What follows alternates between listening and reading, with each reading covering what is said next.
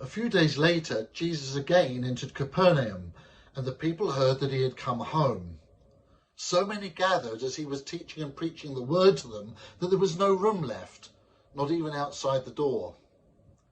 Pharisees and teachers of the law, who had come from every village of Galilee and from Judea and Jerusalem, were sitting there. And the power of the Lord was present for Jesus to heal the sick. Some men came, bringing to him a paralytic on a mat carried by the four of them, and they tried to take the paralytic into the house to lay them before Jesus. When they could not find a way to do this because of the crowd, they went up onto the roof and, digging through it, made an opening above Jesus. They lowered the paralytic on the mat through the tiles into the middle of the crowd, right in front of Jesus. When Jesus saw their faith, he said to the paralytic, "Take heart, child, your sins are forgiven." Now some of the Pharisees and teachers of the law were sitting there, thinking to themselves, "Why does this fellow talk like that? He's blaspheming. Who can forgive sins but God alone?"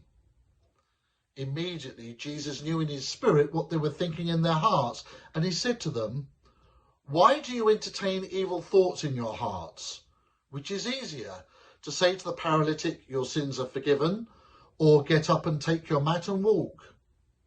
But that you may know that the Son of Man has authority on earth to forgive sins," he turned to the paralytic and said, "I tell you, get up, take your mat and go home."